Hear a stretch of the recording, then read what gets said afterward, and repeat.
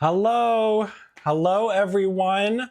Welcome, welcome. Happy Tuesday evening. If it's evening for you, it's evening for me. Hello everyone. Let me catch up here in the chat. Hey Sherry, Southern California. Love it, love it. Hey Eric, Rhode Island. We got Canada in the house with Don. We got Quebec, Daniel. We got Boston here. Oh, love it. We got Atlanta. Hey Nina. Gosh, we have some. Oh, I love it. I love it. We got Northeast Georgia. Hey Don. We got Charlotte, North Carolina. You're pretty close to me. Who is it? That's Carla. Hey Eric. Hey Judy in Iowa. Hey David in London. Thank you for being up this late. Hey Donnie, Northeastern Kentucky. Love it. Dan, West Ohio. Love it. Barry, North Carolina. Hey Texas in the house. Louisiana, North Carolina. Hey Mary, thank you all so much for joining me. Truly, these lives are like the highlight of my week. I so look forward to them, even when I don't know when they're gonna be or what they're gonna be over. I love them so much. I love getting to interact with you all live, or when people watch the replay, because a lot of people are in different time zones. So I also get a lot of really lovely emails like the next morning of, oh, I finally got to watch the live. But I love them. I really love getting to interact with you all. Thank you all for taking the time each week to join me. It would be awkward if I just kind of stood here talking to myself. So thank you all so much for joining. I really appreciate it. So today what we're going to do, last week we took a specific song and worked through a lead sheet of it, of how could you see a chord and kind of fill it out in different ways. I got tons of great feedback from you all that you really loved that. So we'll definitely be doing more of that. I'll have more videos coming out that deal with that. We'll do more lives where we choose a song, we go through it together. Thank you all so much for those of you that have joined as members. Several of you have joined as members now, which is so wonderful. It's completely optional, but I promise every penny goes into producing this channel. And some of the private videos I'll be making for members in the coming weeks are also going to be based on lead sheets, like giving you free lead sheets and figuring out songs and all that fun stuff. But today I thought another way to look at lead sheets is, instead of focusing on one specific song, let's walk through together kind of like a crash course of all of the different things you might see as a chord symbol on lead sheets. Because here's where it can be tricky sometimes. And I have a lot of students that come to me with questions with lead sheets. One, not all chord symbols are the same. It depends on the style. If you are reading something in a jazz font, we talk about lead sheets with styles or fonts. If it's a jazz font or a pop rock font, they can have different type of symbols, even if it means the same thing. So sometimes lead sheets can get overcomplicated in terms of, wait, what does that symbol mean? Because it's easy to get confusing. So today we are going to walk through all of the essential important ones. Now, I'm not going to go through every single symbol that could ever exist on a lead sheet, because we'd be here all night, but we're going to walk through all of the really important ones, and we're going to kind of go from easiest to hardest. So depending on the level you're at, I know we're all at totally different levels. Some of us are brand new to piano, some of us are advanced beginners, some of us are intermediate, some of us are more advanced, have been doing it for years. So we're going to sort of go in order from what I would consider sort of the easiest up through the harder ones.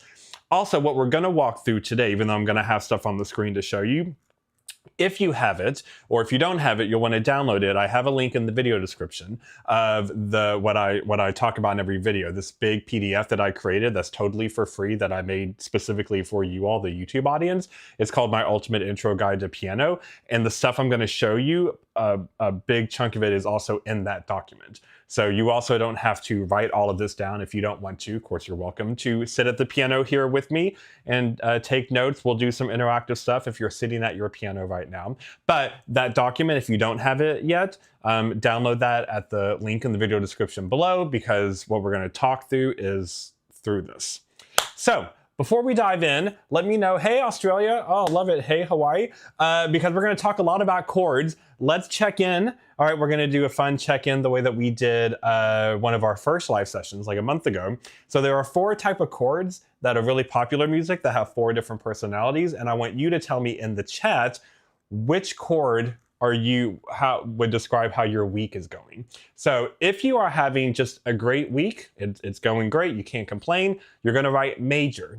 because a major chord sounds happy. If the week is not going so great, it's not a good week for you, put minor. Minor sort of, yeah, a little down. If you're having a really crappy week, you're ready for the weekend to come, you're already stressed, then you're going to write diminished. Or if you are super excited, like you are just running on adrenaline this week, you're going to write augmented, which is a very bright chord. So are you a major, a minor, a diminished, or an augmented chord this week? Right now, I am a major, so can't complain. Things are going fine. So let me know. We got major, major, major, major. Love it. A lot of majors. Oh, we got a minor, got a major, got augmented. Yes, all the adrenaline. We got major, we got augmented, especially when playing the piano. Yes. Ooh, a C2. That's a really good week. Major, major, major and minor. Yeah, I can feel that. Major exclamation mark. Love it. Love it. I enjoy having students at the college I work at. We'll use like geeky music theory terms to kind of describe life. I love it. I love it. So here's what we're gonna do. Like I said, we're gonna sort of just go through in order what I would call easy to harder. If you are sitting by your piano, then that'll be great, and you can kind of test yourself as we go through it. If you're not sitting by a piano, totally fine. Okay, so let's go ahead and get started. Okay, so I'm going to, let me make sure this works. It took me a minute to figure out how to get this to work because I'm having like different screens open. Okay, so the first thing that you are going to see on a lead sheet that is the most common chord, but it can be annoying because there's different ways to write it, is the major chord. So for these examples, I'm showing you zoom-ins of how I show them on that PDF document that I told you to download for free. We're just going to use C as an example for everything, but I'll also show you examples where it's not C. So a major chord should be the easiest chord for us. That's like when you're learning chords, a major chord is the first chord you learn, C major.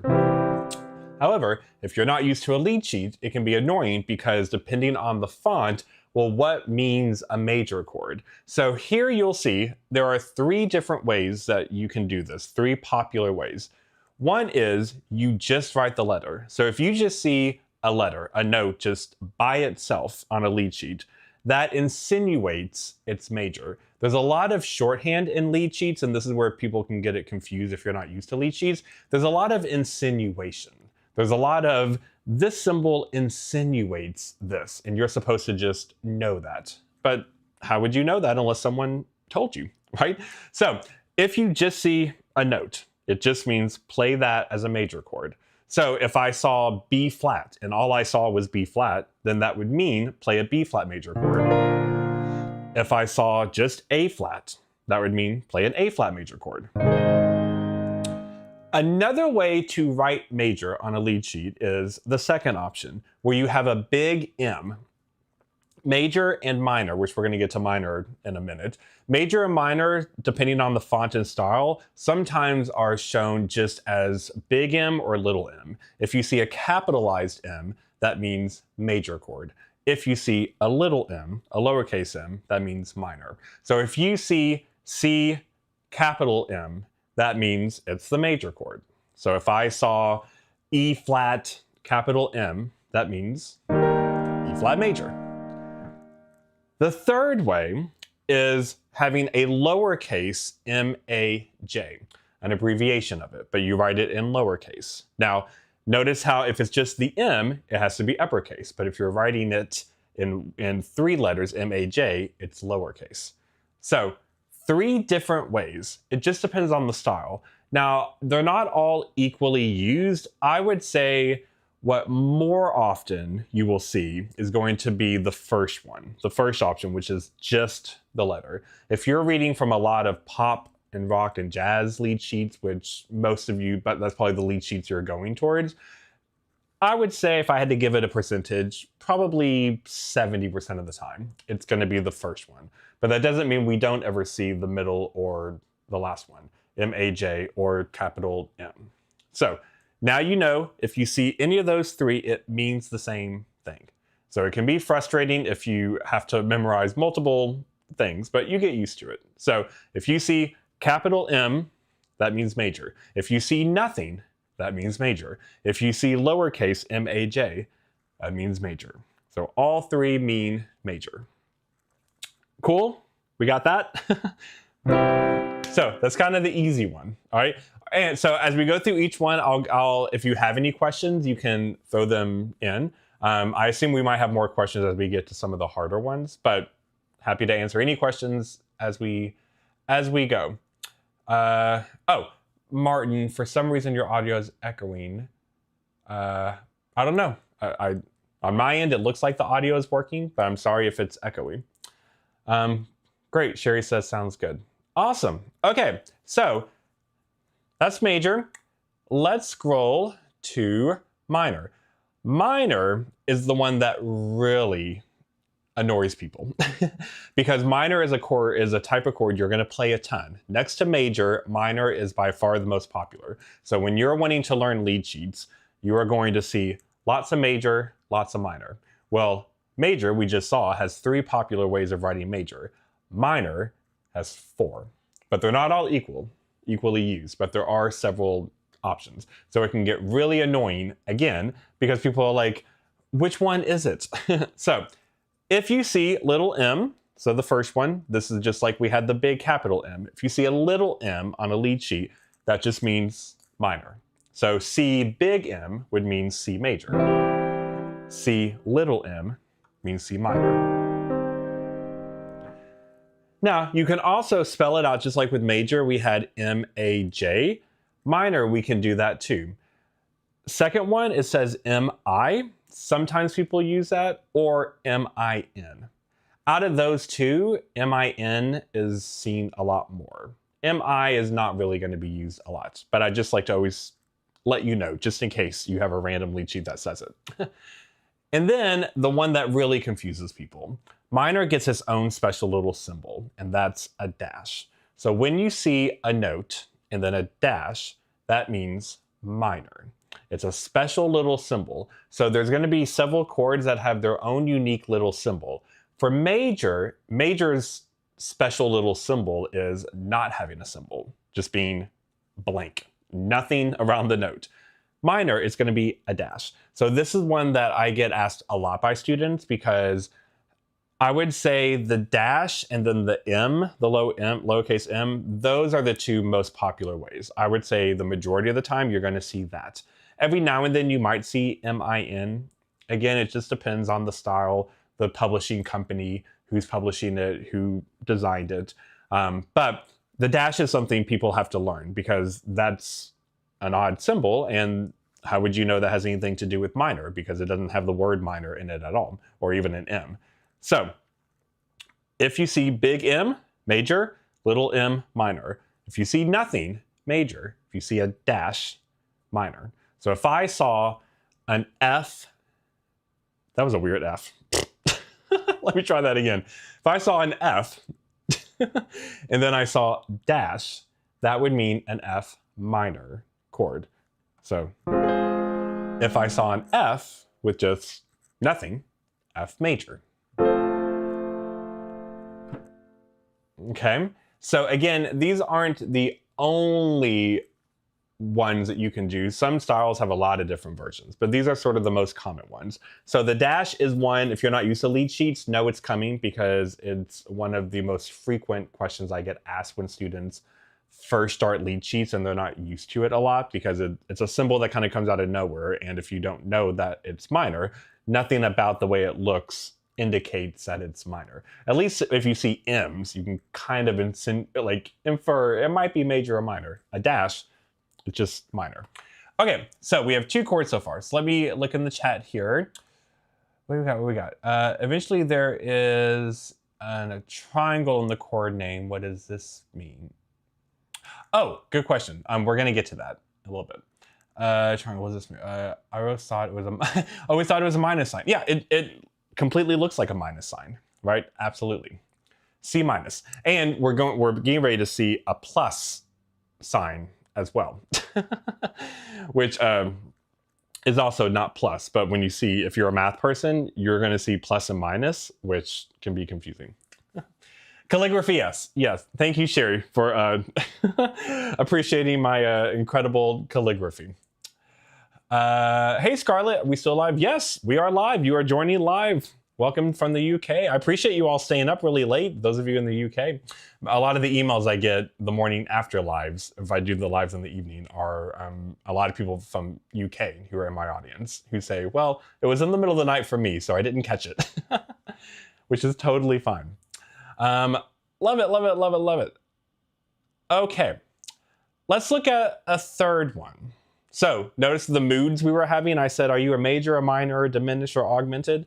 The reason I chose those 4 chords are those are the 4 of the most popular type of triad chords, meaning chords that have 3 notes that you're going to have in music, especially lead sheets. So next to major and minor, that's really, really popular. Then we're going to have diminished, okay? Oh, hold on. I need to change the setting here.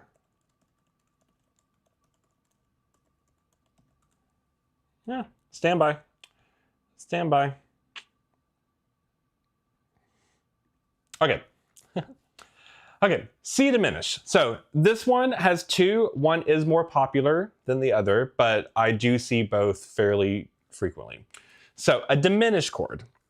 So C diminished, if you see D-I-M, that means diminished. If you see the circle, that means diminished. The circle is probably a bit more used, like maybe 60-40. Again, depends on the music style and the font.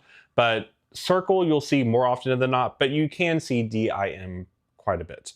So circle. So again, how would you know that's diminished?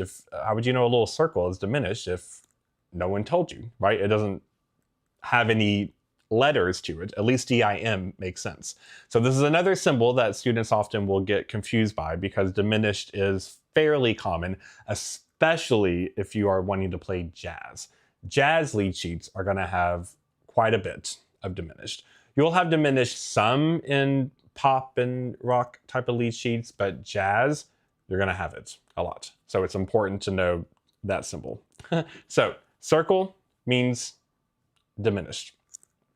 Oh, also, I should say too, in that document that I talked about where I'm showing this, I also have where there's part of this section of the document, I also show you what all of these chords mean and how you would build every single chord.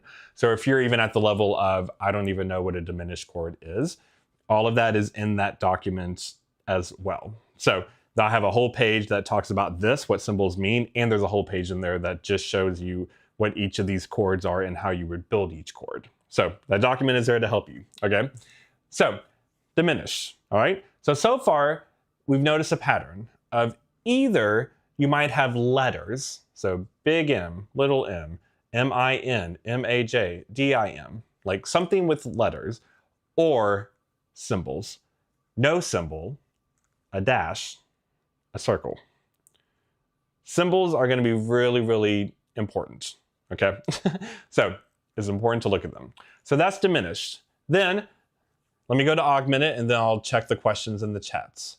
So next to diminished, augmented is also a popular chord, especially again if you're doing jazz. Jazz lead sheets are going to have augmented quite a bit. This is another one. It has a math symbol. So we had a minus. Now we're going to have a plus. So C aug, you can either have AUG, augmented, or you can have the plus sign. So diminished and augmented are the same in that the 2 most common ways to see them are either letters or symbols. So if you see a plus, that means augmented. So far symbols, we've got no symbol, major, dash, minor, circle, diminished, plus, augmented. So it's really learning the symbols. The letters kind of make it easier, right? Like if you know what these words are, it's not hard to see AUG and go, oh, probably augmented, or DIM, diminished. So usually learning the letters isn't something people have to really study hard because it's kind of insinuated. Like, you know, a lot of my students, they don't have to really study that AUG means augmented. But the symbols, do take practice, because a lot of the symbols just look like random symbols if you're not used to it. And again, how would you know which one is? Now, some of the symbols, I will say, they're not completely random. Like some symbols do have reasonings behind them, but you don't have to know all of that, because some of it gets into a bit more complicated theory. But like, for example, this plus, there is a reason it's a plus. The reason is, to make it a chord augmented, you take a major chord and you raise it. You raise the fifth, so you're raising something. And a minor chord that, remember, had a dash? Well, that could look like a minus sign. And to make a minor chord, you take a major chord and you're lowering the third. So you could see it as like I'm minusing the third. So sometimes the symbols do sort of make logical sense, like there are reasons for it, but you don't really have to know that. You just have to know what the symbols are. Okay, let me go back into the chat. How are we doing? Are you all sticking with me? We're gonna have some quizzes here in a few minutes. So if you're by your piano, we'll have some fun testing you. I first kind of just want to get through a wave of chords first. Okay, let's see here. Yes, Scarlett, we are still alive. Hey, Scarlett, great to be here with you all finally. It's gone midnight, but on night mode following shifts. Oh, great. I'm so glad you're on night mode. Sometimes I can definitely be a night owl, especially, as a career as a musician. There was many years of my life when I was a working gig musician that I was like, not falling asleep until 3 a.m. because you're out all night working gigs. If you're in the arts, you usually have a night job, because that's when people see shows. Let's see. Scarlett asks, chords of the melodic and harmonic minor scales have augmented scales, and so quite useful to know them even in classical. Yes, absolutely. Yeah. These aren't just in jazz. Classical is different in the sense of classical music doesn't usually use lead sheets or chord symbols the way that contemporary music does. So it's the same chords, but you may not see the symbols. But yes, you're absolutely right. These chords are not just in jazz or just in pop and rock. These chords are throughout classical music. It's just different because they're written out in the sheet music. To Alan, question, why are there so many different ways to show the same chord? That is a great question. There's not a right answer to this because there's a lot of history behind it. My interpretation of the history, as someone who does this for a living and a professor, is that a lot of it is built on preferred font styles. When you create sheet music, of course now sheet music is done digitally, but when you create music digitally, you still can choose font styles. But before digital, we had handwritten ink. Depending on the font style, and font styles usually matched a specific type of music style. When you match that with different regions and different type of musicians you were with, is kind of like, I equate it to, how, technically in America, right, our primary language is English. But if you go to the South and you go to the Northeast and you go to West Coast and you can go different places, and not only do you hear different accents, you may hear different terms that other people in the country don't say. It doesn't mean we're not speaking the same language, but we kind of have our unique way of saying something, our unique words. So for example, there's a jazz font. So if you go to any music notation software, a lot of them are going to have a jazz font option if you want jazz font. And if you've seen jazz font has sort of a kind of an italic look to it. It has a little bit of a messier look to it. It's kind of meant to mimic the way you would kind of handwrite scribble jazz music. Those are going to be one type of symbols, versus if you have a very clean pop song lead sheet. It's very clean, it looks very clean, and you can tell that it was done on a computer. That might have a different type. So that was a long ramble answer to your question, but there's a lot of different factors to it. Font, genre, region, history. And in today's world, because everything is notated on computers, it's also based on what program do you use, what company is publishing it, who's arranging it. Even myself, when I get hired to arrange music for certain musicians, I will use the different symbols based on what I think that group of musicians would like. If I'm arranging for a jazz quartet for, like a jazz club, that's going to be one type of symbol versus something else. So it just is what it is, right? It's kind of like asking, why do we have a bunch of different terms in English throughout the country, but we don't all say the same terms around the country, right? It's just the fun part about how language is spread. Oh, hey, you're Alan's wife. Nice. Well, you showing up on my screen as Alan. Awesome, awesome. Thank you for joining. Let's see. What is a C with a superscript 2 and a subscription 4? We're going to get to that here in a minute too. So hold that question. Does the sharp affect this chord? So the reason there's a sharp there is because that's what a C augmented chord would be. So C, E, and G sharp, that sharp on it is showing that it's an augmented chord. So if you see that, that's the 3 notes. Now also, in a lead sheet, you wouldn't have this. I probably should have said this at the beginning. In a lead sheet, you won't have this where it gives you the chord written out and gives you the symbol and the notes. The whole point of a lead sheet is that it just gives you melody, and you use symbols to then fill in the chords.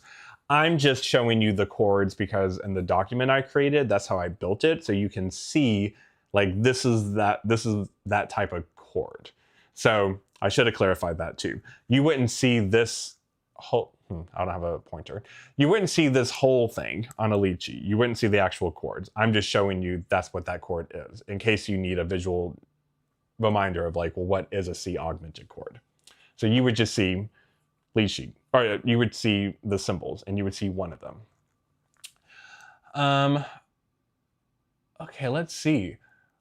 Scarlett would love to say, I work in the arts and I've been gigging, but I'm afraid I'm just a nurse. Oh, well, okay. First off, I agree with Sherry's reply to you. Not just a nurse. Nurse is one of the most important jobs in the world. I have personally had loved ones that like nurses saved their lives. So thank you for being a nurse. But the idea that you would love to work in the arts, I love that. I love that. And working in the arts doesn't just, that can mean anything, right? I mean, it can mean you just volunteer and play piano for a local retirement home, or you volunteer with some music ensemble to perform with, you know, a couple of times a year just for fun, or, you know, it doesn't have to be that you have some big full-time job. If you want to work in the arts, like, you can do that. There's a lot of beautiful volunteer stuff. I do a lot of volunteer work because I love it. It doesn't always have to be a paid gig. But never put yourself down that you're a nurse. That's incredible. Let's see. Please explain chords with slash. Yep, slash chords are coming up here in a minute too. Love it, love it. Okay. Yes, a lot of sweet messages for Scarlett. Yes, don't put yourself down for being a nurse. Okay, let's keep going. So, next batch of type of chords. Sus. So someone asked about susses a few minutes ago. Here we go. So sus actually has, I'm going to show you 2 different ones. So C suspended, if you see sus in a lead sheet, you can see it different ways. You can see SUS, which is the really, really popular way in lead sheets. You can see SUS and then a number 4 or C4. There are 2 types of susses. Actually, this one is a different one. But there are 2 types of susses. There's a sus that has a 4, which is what this example is, and then there's a sus that's a 2. So 4 would mean you have a major chord. So let's say C sus, so that's C major, C, E, G. If it's a sus 4, you're taking the middle note and moving it up 1 note.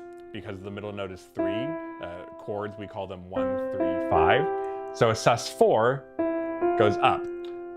So you would start like that. So it'd be like that. A sus 2 means you take the middle note and you go down a note. So you replace the middle note with 1 note down. So that would be a C sus 2. However, another common question I get from students is this. When you just see SUS, which is what you'll see more often you're just going to see in a lead sheet SUS. Well, then how do you know which one it is? Because I just said there's 2 different options. The 4 one is by far the most popular one. So kind of like how I said at the beginning of this stream that there's a lot of stuff in lead sheets that are insinuated in music. If you see SUS, it's insinuating do the 4. You can put 4, like sometimes here, like the examples I gave, but a lot of times they don't. If they want 4, it's kind of like if you want major, you don't have to write major, just don't write anything. If you want 4, then you just write sus, because that's by far the most popular one. So when I'm reading lead sheets and I see sus, I'm always going to play the 4. I'm only going to do a sus 2 if it specifically tells me to. So even though in this example, I'm showing you other ways you can write it. So here you can have ones that show the number 4, but most of the time you're just going to see the first one, SUS, and that just implies do the 4. So if you see SUS, you don't have to ask, well, which one is it, 4 or 2? If it doesn't tell you, go for 4. Only do the 2 if it says to do the 2. Okay, so if I saw G SUS, that means G sus, and then I would choose to do the 4. That's the one that's insinuated. So that means I'd play a G major chord, but then I would take that middle note and I'd go up to the 4. So SUS, always go for the 4. Don't go ever for the 2 unless it just tells you to, unless you just really love the sound of the 2. But usually if a lead sheet has sus, it's for a particular reason. It wants you to have that for a reason. So you want to do it, and you don't just want to randomly choose one. So go for the 4. Okay, we got Mary says, I'm trying to play piano style more now though. It's hard, but I'm loving it slowly. Yes, I constantly am telling people in person and on YouTube, be patient with yourself, okay? No one is expecting you to get this stuff overnight. This is one of the reasons why I love YouTube. Even lives, I love that as soon as the live ends, it's immediately saved as a video. Everything on YouTube is a video and can be replayed, slowed down, saved. That's why I love YouTube so much. That's why when I decided to get into the virtual space out of all of the social media content you could, I loved YouTube, the way that YouTube works. So be patient with yourself. Same thing as a lot of you I give one-on-one private lessons to. If you are interested in that, by the way, there's the link in the video description below that takes you to the website where you can see more information about that. Every week I give one-on-one virtual piano lessons to YouTubers, no matter how old you are, no matter what your experience level is. But that with the virtual, you also get a video recording. As soon as the lesson's done, I email you a link to download our video recording, so you don't have to remember, like, wait, what did Matt just say? So be patient with yourself. It's fine if you have to go slow. That's the beauty about YouTube. Just do one thing at a time. All right. That's why too, you'll notice in a lot of my videos I upload on YouTube, you know, I'll say if I send an email out about it, like, you know, watch the whole thing first. But then you can go back and just do step by step. That's why I try to give chapter times in videos. Just watch the whole thing first, just to see what it is. But then you, on your own time and speed, just go section by section. And it doesn't matter if it takes you an hour to nail that section, or if it takes you a whole week just to do that one section of the video. I don't care. What matters is that you're just trying. What matters is that every day when you wake up and you go to a piano, you're like 1% farther than what you were the day before. Like, take pressure off of yourselves. Just be proud of every little baby step. Okay, I promise you, you will get there. All right. Oh, thank you all. I love it. Okay, let's move on. Now we have added notes. This is also very popular in lead sheets. So you can, oftentimes you'll see the word add, ADD, and then it'll give a number, or it can sometimes just have the number. Probably, I would say if I had to give it a percentage, probably, this one's probably actually like 50-50. Like, you might see the word add, or you might just see the number. If you just see the number, it insinuates you're gonna add it. So notice here, C2, notice what is written here. So it has a C major chord, but then you're going to add the 2. So if this is 1, 3, 5, then you're going to add that 2 note. Now, if you've been watching my videos, you know this is one of my favorite chords. I love adding the 2. I call it my magic note, the shimmer note. I add this booger all the time. Like I probably play an added 2 at least 50 times a day. I'm not joking. I add it on almost every major chord. But the reason this is not a sus2, because someone actually asked me this last week in one of the lessons I was giving, that a sus2 is it the same thing as an add2? Not technically. Add2 means you're not replacing the middle note with the 2, you're just adding it. A sus means you are moving the middle note to somewhere else. So a sus2, so a C sus2 would be C, D, G. You took the middle note and you moved it. So you replaced the middle note with the 2. If it's an add 2, then it's with the chord. Now, once you get creatively into it, it's up to you if you want to add stuff or replace stuff or whatnot. Sometimes when I do my add 2s, sometimes I'll do it like this. Sometimes I'll take away the 1 because I have it in my left hand. But technically, I'm big on first let's learn the rules before we then break the rules. So technically an add 2 is different than a sus2. A sus2 implies you're not going to play the melody note. You're going to move the melody note down to 2. An add 2 implies the middle note can still be there. Okay. Yes, the shimmer. Yes, if you're one of my OGs, if you've been with me for a while, you will know that add 2s come up all the time. I hardly go a week without mentioning an add 2 somewhere. And one of my videos or one of my lives is just, it's chef kiss. And why I love it is it's one of the easy things to start to do with chords. So when I'm working one-on-one with students or piano clients and they're at a beginner level, but they're ready to try to level up chords a bit, the added 2 is always the go-to one because it's an easy note to add in a chord, but it just makes it sound so beautiful and professional. Okay.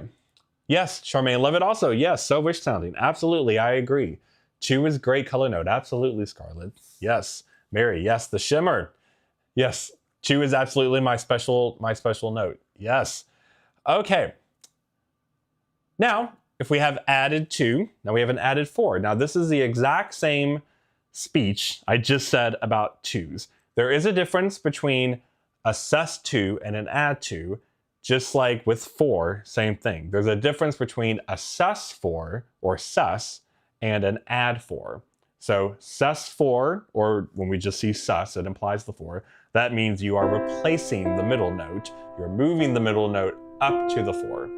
An add 4 means that you're going to have the middle note and you're going to add the 4. Now, an add 4 chord is not nearly as common as an add 2 chord. Like when I was making this chart, I almost didn't even put this on here, but sometimes it exists. Depends on, if it's jazz or whatnot.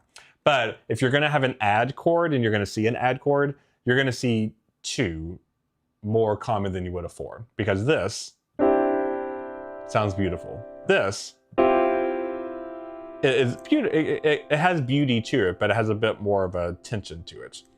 But I wanted to show these to show that there are differences, because when we think of sus, we're always thinking of sus4, sus2. If we add 4 and add 2, it's different. So we don't want to get those confused.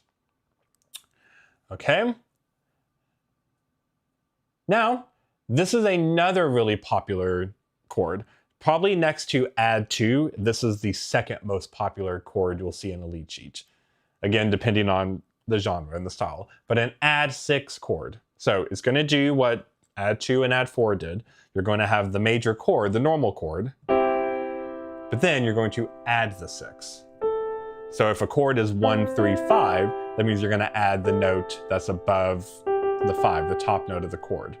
So again, the 6 is not replacing the chord. So it's not saying, like with a sus chord, take the top note and move it up to 6.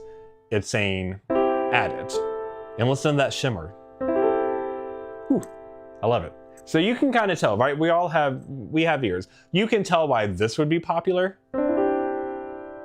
An add 2, why an add 6 would be popular. But why an add 4 might not be as popular. But add 2, add 6s, you're going to see them a lot. Especially once you get past In lead sheets, what's nice about the lead sheet world is you can order lead sheets or create lead sheets that are at a very easy level, and then you can have the same song as a medium level or an advanced level. It just depends on what level you're at.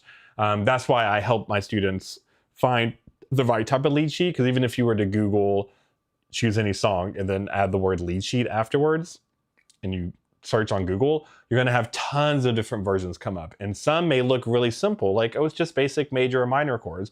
And then some may start to have a lot of added symbols and added words. That just means it's a more advanced version of it. So these add chords are going to be more in when it starts to get a bit more advanced. Okay, let me check in with you all again. How are we doing? Love it, love it. Are these chords made to be played as an arpeggio because 3 notes in a row sound bad? Great question. So once you just know what the notes are, it is totally up to you with the lead sheet how you want to play them. If you want to play them as a chord or one note at a time. It's one of the many reasons why I love lead sheets, and I'm so happy that you all love lead sheets. My heart like grew 3 sizes when a few weeks ago when I was sending out all the surveys and getting you all to vote a lot on, you know, what are topics you really kind of care about. Whew, it was overwhelming majority that my YouTube audience said lead sheets, lead sheets, lead sheets. So I'm more than happy to oblige, because lead sheets is honestly, in my opinion, the best way to learn piano, because I always say it's this perfect middle ground of, it's not full sheet music, which can be tricky. And if you're a beginner piano player, it can seem really daunting to see full sheet music, like treble clef, bass clef, all written out, and you have to play it that way. That feels like a lot of pressure, and that feels like there's a right way and a wrong way to play the song. So that's one extreme. And then there's the other extreme of just completely making up everything on the spot by yourself. Just full improvisation. Just improvise me a song, an original song. Well, that could also feel really paralyzing and daunting for people if you're not used to that, if you're at the beginner level. A lead sheet is the perfect middle ground. It's like what I call the Goldilocks. The too big, too small, just right. Too hot, too cold, just right. Right temperature. A lead sheet gives you the structure of full sheet music. It tells you a melody, it tells you chords, so it has you reading sheet music, and it gives you a structure, but it doesn't force you to play it a certain way, the way full sheet music would, but it still gives you structure. It builds a sandbox for you to play in, so you're not having to have the feeling paralyzed of having to come up with everything on the spot. So if I'm playing a song, like let's just say, even if I'm doing like a nursery rhyme and I see a lead sheet of Twinkle Twinkle Little Star, if I had real sheet music, like full sheet music, treble clef, bass clef, like what some beginner piano books may have, then that would be one way to play it. And it would make me learn that one way, and there's a right and a wrong way to do it. And that would probably always have me do it like chords. So.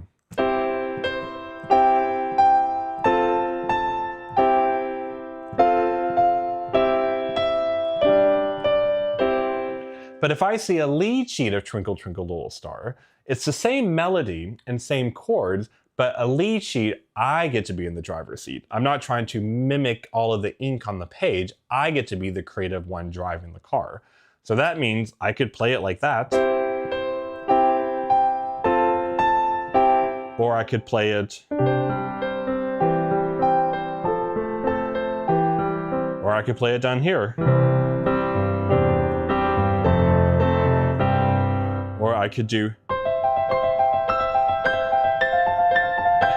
You can do it a million different ways, because a lead sheet gives you freedom.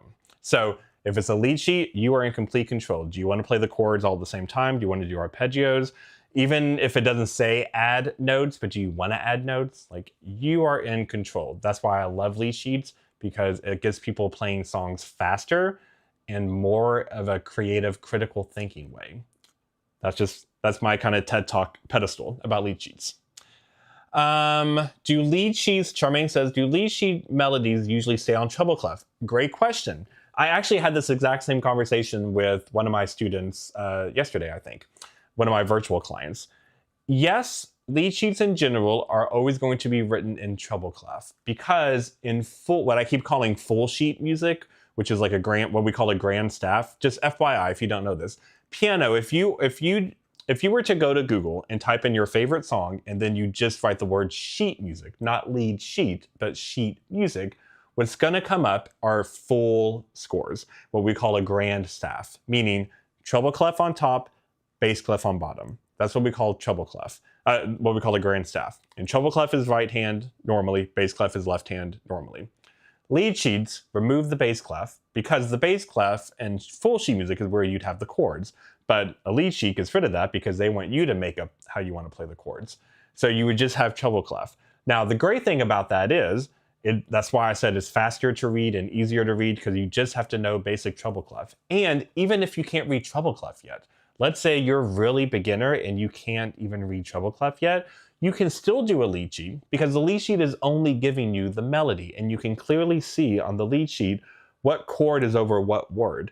Well, if you're probably playing a lead sheet to a song you know, if you chose it. So if you know it, even if you can't read sheet music, even if you can't read the treble clef, well, you probably know how the song goes. So could you figure out by ear the melody? Or if you're just playing the chords and someone's singing, well, you know how the song goes, so you can just kind of sing it to yourself, and you know the rhythm and the melody, and you can see when to play the next chord.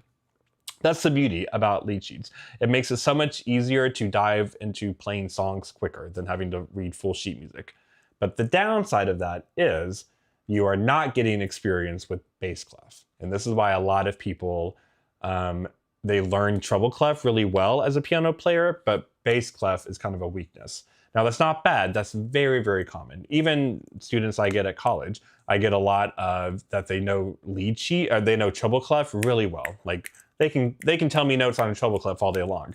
I start throwing bass clef at them, and it's a little more of, unless they played like bass guitar or an instrument that lives in bass clef. So lead sheets, 9 out of 10 times are going to be in treble clef. Are there the random loopholes? Yes, I have played from lead sheets that people wrote in bass clef, but that's very rare, very rare.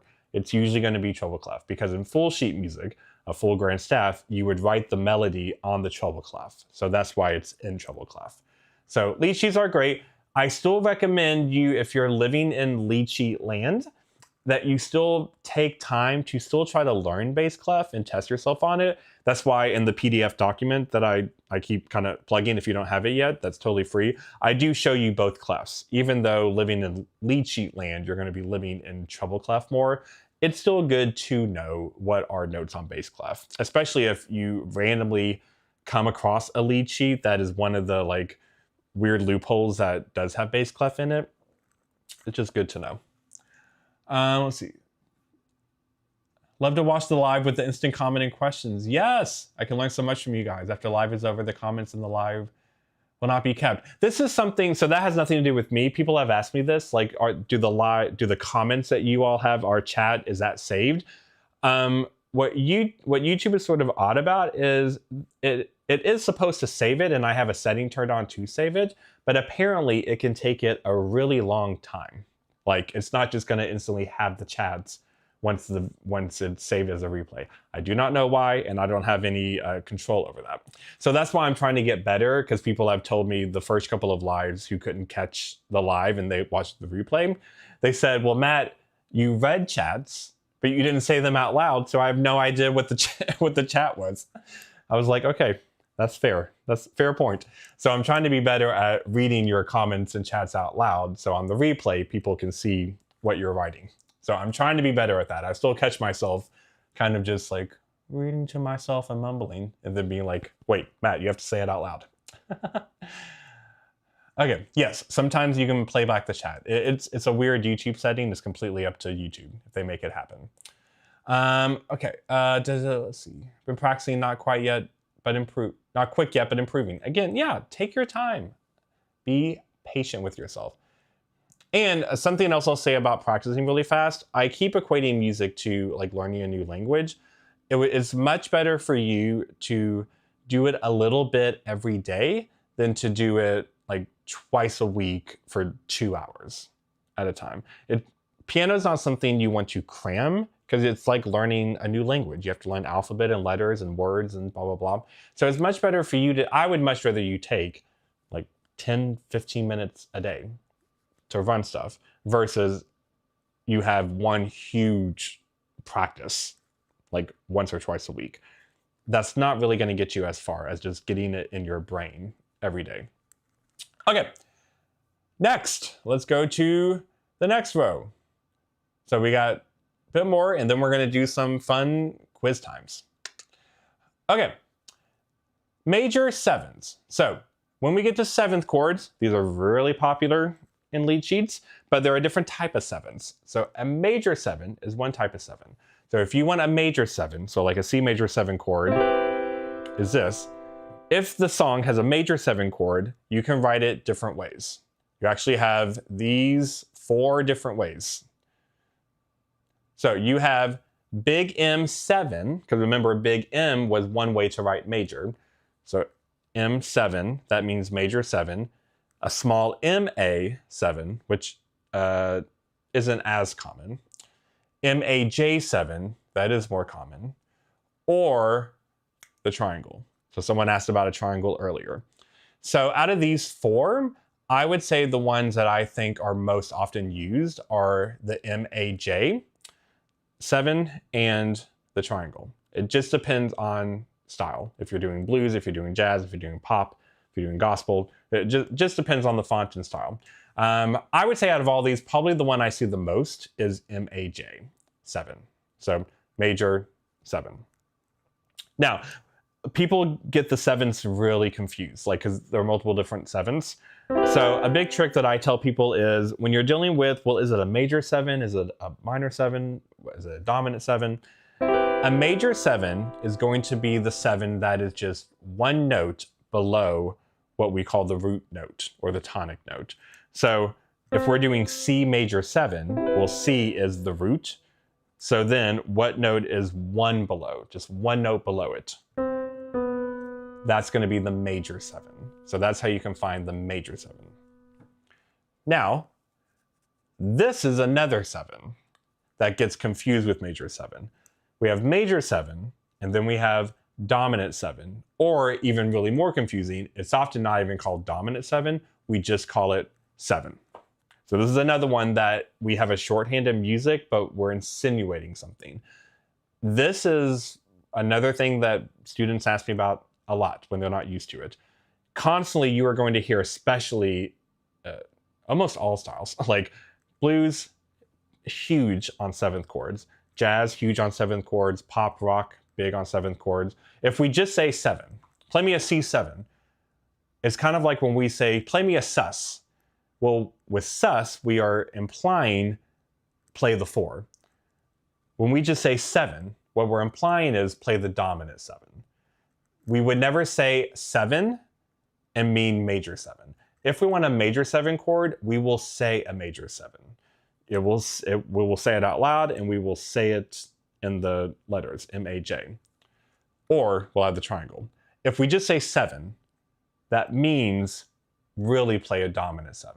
And what a dominant 7 means is it has a flat 7. So just like how I said when you see major 7 on a lead sheet, the trick is whatever the root of the chord is. So C major 7, we'll see what is only one note, so one half step, one note below B. If it's a 7 chord, so a dominant 7 or just 7, you go down 2 notes because you flat that 7. So I would go to C, and then I would go down 2 notes. So C major 7 has a B. C, E, G is major, we got a B. A C7 chord or C dominant 7 chord would have a B flat. But depending on the person you're working with, they may say dominant or they may just say 7. In the contemporary world of gig musicians, we're going to say the shorthand. So people are talking to me, I'm talking to them, I'm just saying 7. But what I mean is dominant 7. So a lot of times students will ask me, well, if you say 7, do you mean major 7 or the flat 7? If I just say 7, I'm always meaning the flat 7. If I want major 7, I will say it. Just like sus is always going to mean 4. If you want a sus2, you will say sus2. If you want a major 7, you will say the word major, or you'll have the triangle. But the MAJ is more common. So major 7, 7. I hope that really helps kind of separate them, because that's definitely going to totally change the sound of the chord if you play the wrong type of 7. If I play a major 7 or a dominant 7, two very different sounds, okay? So if I say 7, I mean dominant 7. Okay, then another type of 7, and then I'll answer your questions in the chats. We have major 7, we have dominant 7, then we have minor 7. So people also get this one confused because they think, well, minor 7 means the flat 7, right? So what we just did, C7, which was C major, but then you're flatting the 7. So then isn't that minor 7? No. Minor 7 means you have the minor chord under the 7. You're building a 7 on the minor chord. So it's not just the minor 7, but the chord itself is minor. So a minor 7 and a dominant 7, or just 7, they both have the flat 7. So they both, if it's a minor 7 or a 7, or dominant 7, you would take the root and then you would go down 2 notes. But if it says minor 7, that means also make the chord minor. So that would mean C minor is my chord plus the flat 7. So 7s can get tricky in lead sheet world because you have to first figure out what notes am I playing and what is this being called, and not to mix them up. Because if we just say 7s a lot, there's so many different types of 7s. So major 7 means major chord with a major 7. So a 7 that's only one note below the root note, and it will say MAJ. 7, just 7, or dominant 7, but most of the times it's going to be 7. That means major chord, but you took that 7, that major 7, and you flattened it. So whatever the root note is, you went down 2 notes. Minor 7, which will be like major 7, where if we want minor 7, it'll say minor 7, or MIN, or little m. It'll make it clear it's minor. That means the chord is minor, plus you have the flat 7. So with these symbols, it's the same symbols as what we had for minor, like when we had just a minor chord. A little m, or mi, which isn't as common, or min, or the dash. We're just adding a 7 now. Okay, so how are we feeling about 7s? 7s kind of acquire their own little TED Talk, because all 3 of those 7th chords are very common in lead sheets, especially the more advanced lead sheets you go into, but it is so easy to confuse them and mix them up if you're not careful. So it's not a shock to me when I have students or clients that we start to get into a little more advanced lead sheets beyond just major and minor chords, and they're mixing up what 7 am I doing, okay? So how are we going? Let's see. Does the flat make it a dominant? Excellent question. Yes, the dominant comes from the 7 being the 7 getting flat if the chord underneath it is major. Because dominant, what it means is, in music theory, whatever key we're in, the 5 is what we call the dominant. So for example, in C major, key signature, will a C major scale? G is the 5. So if we say a dominant chord, it's the theory of, well, if I was to build a 7 on the 5th note of a chord, it would be that interval, meaning it would be a major chord, but a flat 7. So when we say a dominant 7, it's based on the whole notion of a major chord, but the 7 was flat. It's based on this theory of, well, that's what the math would be of how a chord is built when it's from the 5th note. So you don't have to understand all that theory stuff. Again, like, I'm kind of big with students, especially in the beginning, of letting them know, like, don't worry about that. Just worry about this, right? I don't want you to feel like you have to be a walking encyclopedia of music. That's my job, to be that. So you don't have to know why it's called that. You just need to know it. Dominant 7 or just 7 is going to be the flat 7, but major chord. Again, when people say it out loud, sometimes you'll call it dominant, but really most of the time in gig world, contemporary piano, you're just going to say 7. That's just what it is. Okay. Thanks, Don. Don says, I appreciate the distinction between major 7 and dominant 7. Yeah, it can be so easy to confuse them. Really, even to this day, when if I'm sight reading something really fast, I can still accidentally play the wrong type of 7. And as soon as I play it, I go, oh shoot, it was the other 7. So don't feel silly if it's something that can be confusing for you. Charmaine, thank you. Great explanations. Thank you. Okay. Yes, Scarlett. Yes, the 5th of the scale and the 7.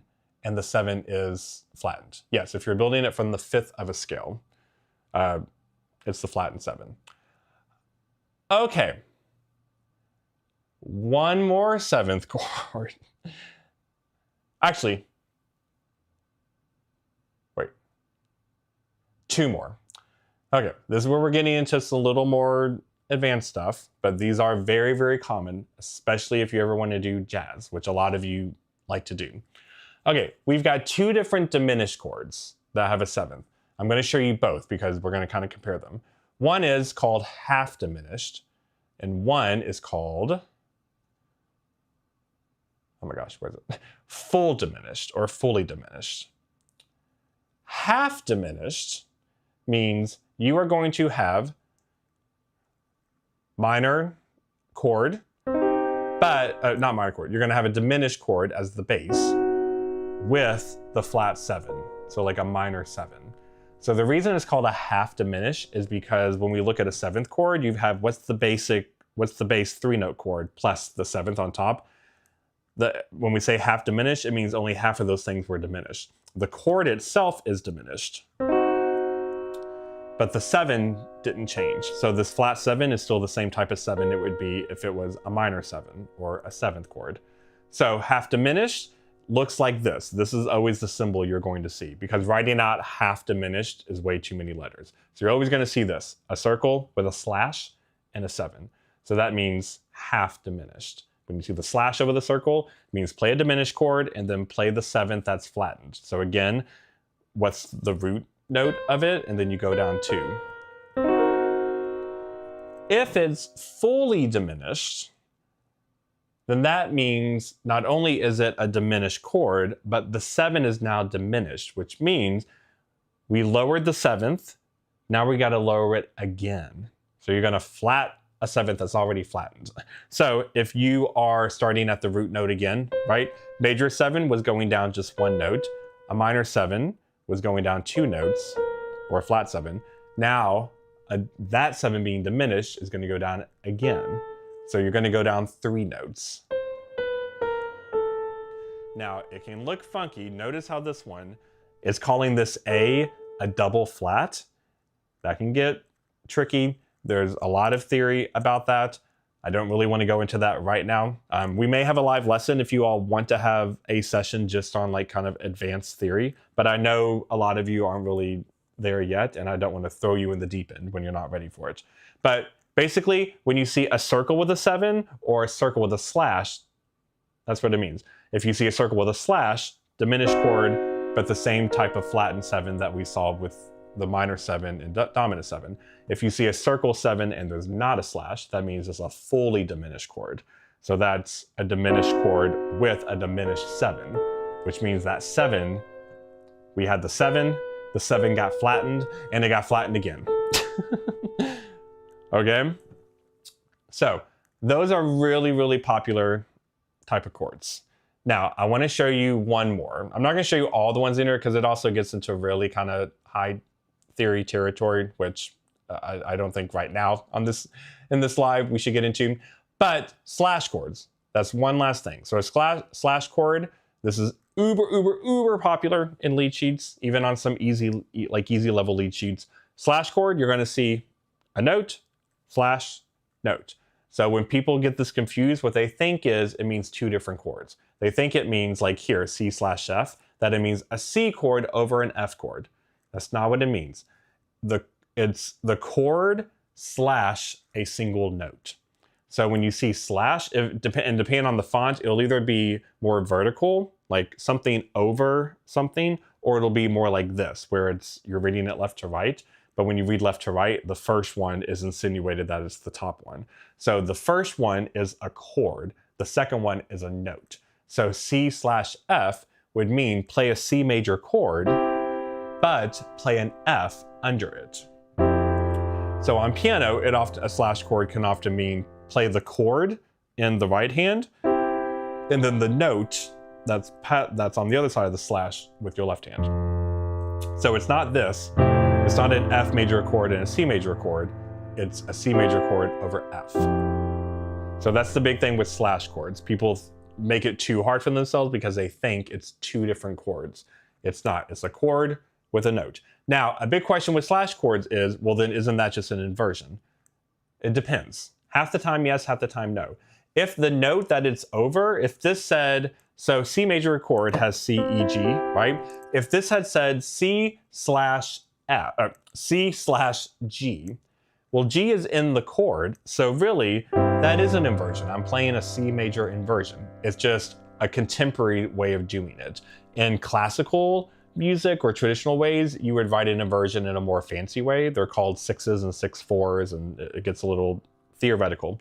But in the modern world of piano, you'll have slashes. So if you want an inversion, that might be one way to do it. If they want me to play like what's technically called a second inversion of the chord, if I had G on the bottom, well, doing this way makes it easy to read. Oh, I play C, but G's on the bottom. But if it's a note that's not in the chord, so F is not in a C major chord, so that's not an inversion. It's just a fun chord. It's a note underneath another chord. Okay? So with slash chords, just don't get confused of thinking it's two chords. It's a chord, then one single note. If that note is in the chord, then it's just a way to write an inversion. If it's not in the chord, it's not an inversion, it's just a fun sound. Okay. I used to like the number 7. Supposed to be lucky. I know. Sevens are definitely the trickiest ones that people, because sevens are sort of the most advanced that you get in normal lead sheets. Other stuff that I could show you if I wanted to keep you another hour here, but I'm not. You can get into like fun super stuff like this. C7 and a sharp 5 and a flat 9. And you can get into like 13ths and 9s and 11ths and all that stuff, right? But that really gets into, actually I'm gonna take this down now. That really gets into some more complicated theory. That the majority of just people playing lead sheets aren't really doing much unless you're trying to really be a jazz pianist. A 7th chord is very common. So it is sort of like the ceiling of you need to know about it, even though it can get confusing at a beginner. 7s can be really confusing if you got a beginner level piano, but that is how high you want to get up to because they are going to be super common in a lot of lead sheets. Chords that are more advanced than 7s, you're not going to see a lot if you're sticking with just like basic lead sheets of pop, pop, rock, contemporary, or jazz, but it's more like an intermediate level of it. So 7s are important. That's why I took like 15 minutes to kind of harp on it, because it's really easy to confuse them. Okay, don't have enough fingers.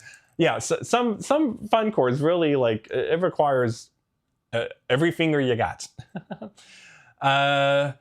Scarlett, oh, thank you so much. I'm so glad you're loving this. It says, I'm loving this, please another hour. Listen, I can geek it about this stuff all night, but that's what's fun to kind of break it up. But we can, I'm happy to do another live video that goes deeper into theory. I kind of like to separate it. I don't want you to feel like you're drowning.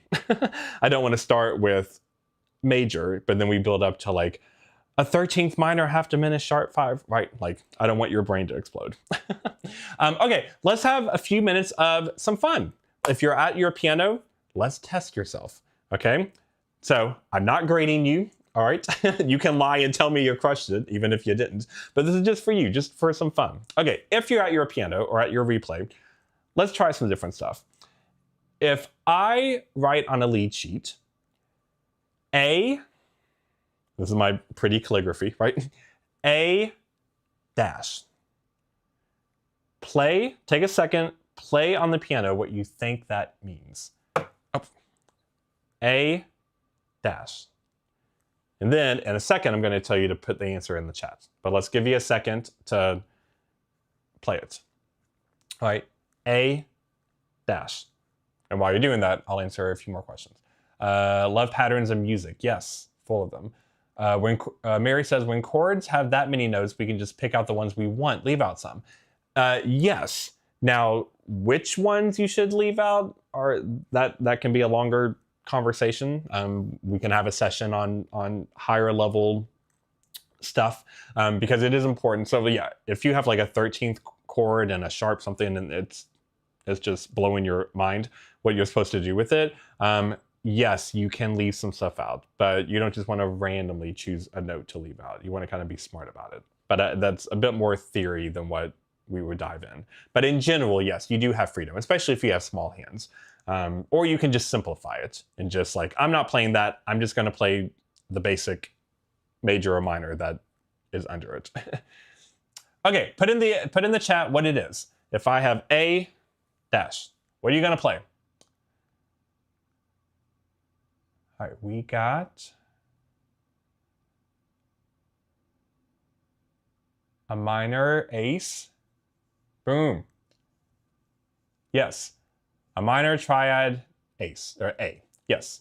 An A. So an A minor. Boom. Great. Let's do another one. I see in a lead sheet D plus, which hopefully is not a grade you ever got in school. A D plus sign. Figure out for a second what you would play on the piano. D plus sign. All right. And then what do you think it is?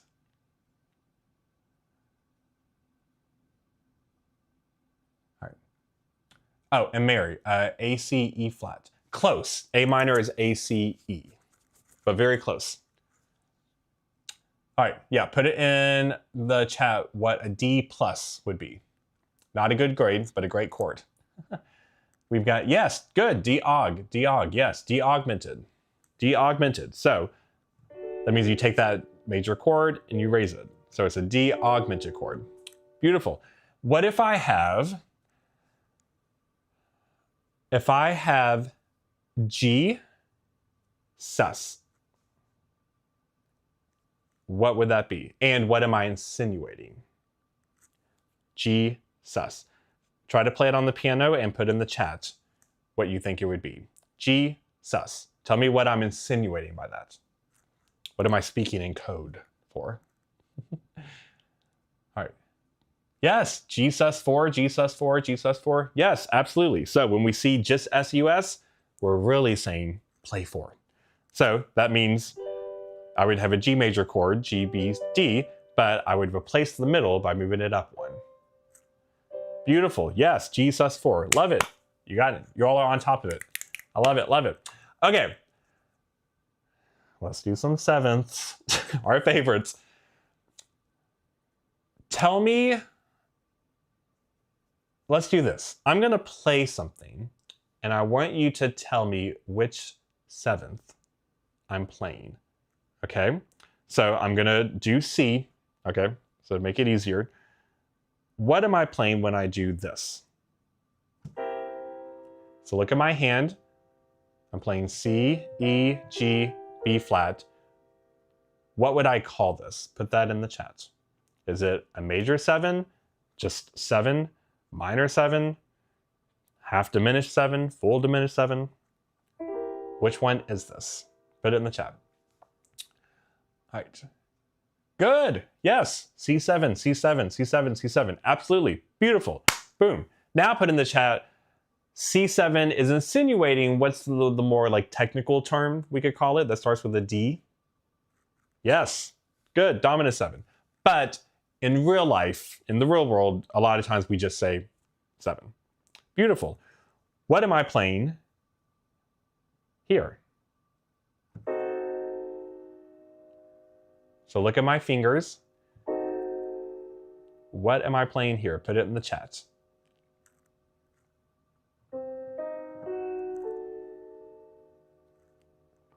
Which one is this? What type of seventh? So I've got C, E flat, G flat. I'm playing an A. Technically, the theory of it, it would be called a B double flat in this chord. That might also give you a hint. But figure out, kind of look and just see, ignore the 7th for a second. What type of chord am I playing there? And then what type of 7th am I playing? All right, let's see. We got a bunch of different answers. See, 7, they're confusing. So I see some votes for diminished 7. I see fully diminished 7.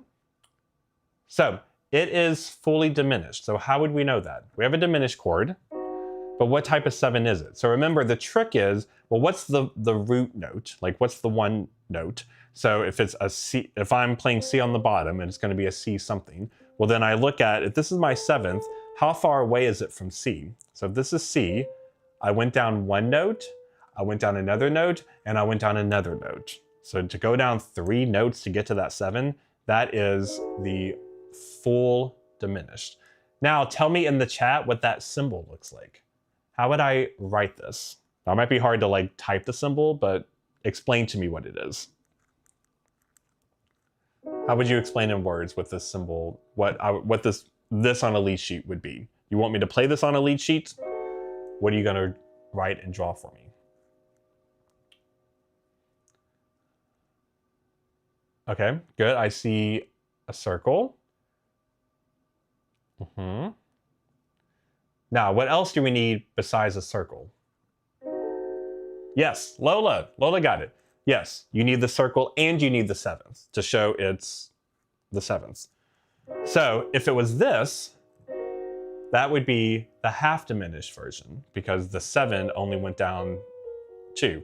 So if it was half diminished, we would have that circle 7, but there'd be a slash to the circle. Okay, so how are we feeling about this? All right, we've already been on this for an hour and 20 minutes. Thank you all so much for sticking with me this long. But let me know in the chats, what chords, what type of chord challenges you the most or confuses you the most? What's one that just like really tripped you up?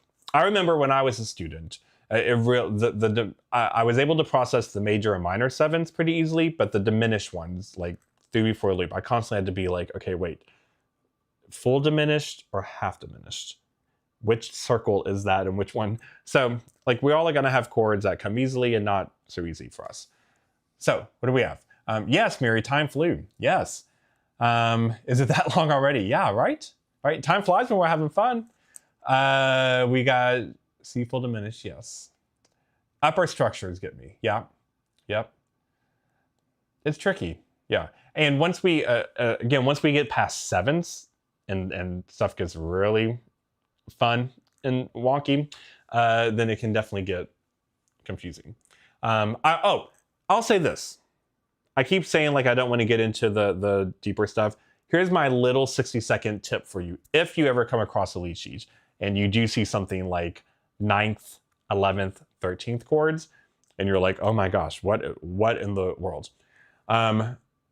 Anything past a 7, kind of like how I talk about how there's a shorthand and we're insinuating something, any number that's higher than a 7, so when you see, here are the popular ones, a 9, an 11, and a 13, those are popular. That insinuates you have the 7, but you kept building up on it, that it would have the notes in between. So for example, a C7 is this, C, E, G, and then the 7th chord. But if I want to start to then add 9ths and 11ths and 13ths, it's insinuating that all of that, like if there's an 11, it would have the 9 and the 7. If there's a 13, it would have the 11 and 9, 7, blah, blah, blah. I say all that to say 9, 11, 13, those crazy ones that you might see in lead sheets, they're built on a 7th chord. It's just adding more stuff to the 7th. So if your brain can just not compute of what in the world is a C13 chord, then just do a 7 chord because it's built on that there's a 7, but then it adds to it. So that's sort of like my little spill. If you accidentally bought a lead sheet that has harder chords in it and you're not ready to try those harder chords, then just turn them into 7s. If it has a number that's higher than 7, that means the 7 would be in there, and just make it a 7th chord. Okay, that's my little like minute and a half cheat sheet for that. Okay, Mary, it's one thing to get to know this. It's going to be a whole other thing to get the fingers to do it. Yes, but again, be patient with yourself. And that's why, too, in this, the document that I've been showing, that PDF that I have, how I have it laid out, like just start with easy ones and then go through it. But it's a great way to practice because you want to be able to practice all the different type of symbols. So then once you have different lead sheets, you're ready to try it. And again, a great way to practice is if there's a song that you really love, like you love Somewhere Over the Rainbow, you can get an easy lead sheet of Somewhere Over the Rainbow that's going to have real, just like basic major minor chords. You could get an intermediate level of Over the Rainbow that's going to have maybe a bit more like add to, susses, like stuff like that. You could get super advanced jazzy versions of Over the Rainbow that have all those chords that make your head explode if you're not used to them. But a great way to practice, if you're willing to spend a couple of bucks, is buy different versions of the same song you love. Like buy 2 different versions, because you can see, like when you Google a lead sheet and you just want to go to a website, like musicnotes.com is a popular one, and it shows you, like, you know, preview what it looks like. You can tell instantly, okay, is this an easy version? Is this kind of an intermediate version? Buy both. Practice the easy one, and then once you feel like you've got the easy one, then switch over and can you do the more intermediate version of it. It's a great way to kind of level up your chord game. Okay,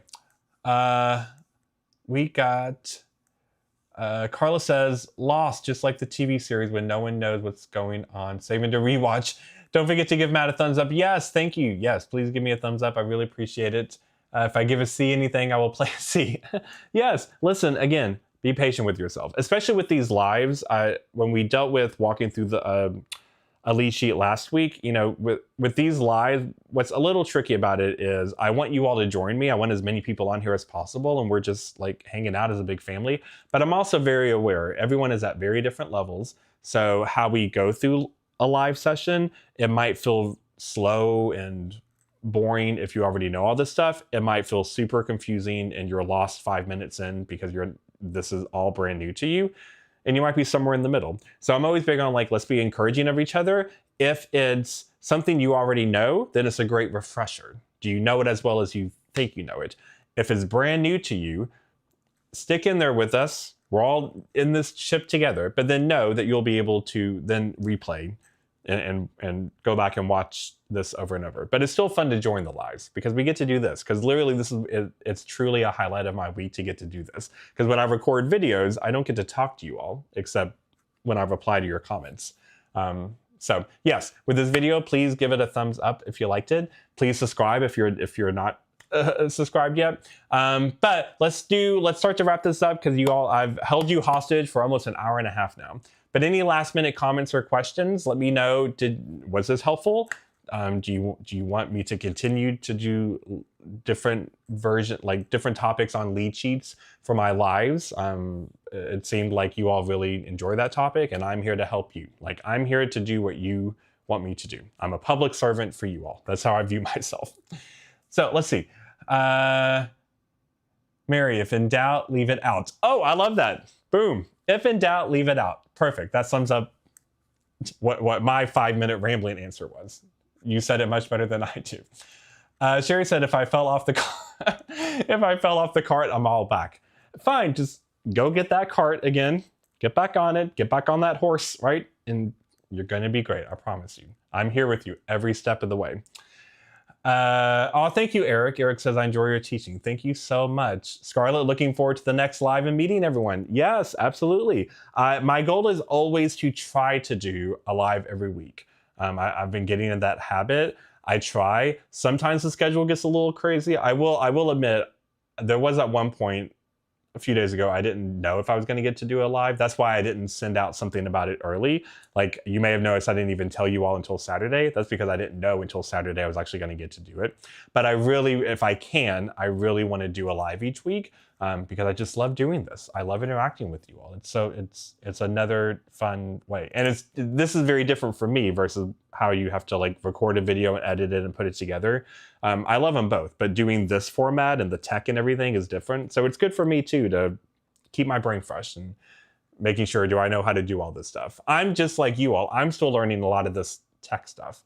When I first started YouTube 4 or 5 months ago, I was staring at my screen going, I don't know what half of these buttons do. So you are not the only one that Sherry talked about, like you lost a cart a while back. Whew, the first month or so, I was feeling that. And if you want some laughs, if you go back to like the very first round of videos I posted on YouTube, they were not as polished. I had a little bit of a different background and the editing wasn't as great. And, you know, I was still getting my footing. So we all are beginners at something, but you learn. So I was patient with myself when I started to do lives. Doing live is a very different tech, how you stream all this stuff. And it was very overwhelming how to figure it out in the beginning. And the first live we did together, I was just praying the whole time that I did the tech correctly, because I was like, I have no idea what I'm doing. So, but now that, you know, I've done 5 of these things, I think, you practice and you learn and you have patience with yourself. As long as each day you're 1% better than what you were before. That's what's important. All right. Gary, this is very helpful. Thank you. You're so welcome. Charmaine, feeling much better about lead sheets from last week. Excellent. Yes, that's what I want. I want you all to love lead sheets because it really is the best way to learn, in my humble opinion. It's not the only way, but it is like a top way. Beautiful, beautiful. Scarlett, lead sheets and left-hand patterns. Yes, yes, absolutely. Left-hand patterns and rhythms to build more dramatic arrangements. Yes, we will be looking at those too. Judy, you're so welcome. Judy says thank you. Daniel says thank you. Thank you all so much. For real, thank you for giving up your evening to hang out with me when I do these. I can also give you a heads up, just like I said, how I hope to do a live. Even though I experimented with different times, I do think probably the way my schedule is now, this will probably have to always be the time for lives, this Tuesday evening at 7, just for my schedule. That works the best. I know that stinks in terms of if you are in another time zone and it's always the middle of the night for you. I'm really sorry. I don't do it to say I don't want you to join me. It's just the reality of my schedule. That might change in the future, which I would like, because I would like to be able to offer different times. But you can kind of assume if I do a live, it's probably going to be Tuesday at 7 Eastern for now. All right, Carla says, I think it will help me to write the notes on the staff and then color the keys. Oh, wonderful, I did. I have blank key paper, probably a name for that. It's sus. Good night, everyone. Love it, love it. Yes, absolutely. Yes, good night. Yes, everyone's starting to say good night. Yes, so let's go ahead and start to wind down. Thank you for letting me hold you hostage for an hour and a half. I really appreciate it. If we get to do a live next week, which I think right now we'll get to, I'll figure out what that is. If it's going to be we walk through more lead sheet stuff together, if we do another like specific lead sheet and walk through it, we'll figure it out. That's my job. You all just show up and have fun with me. All right.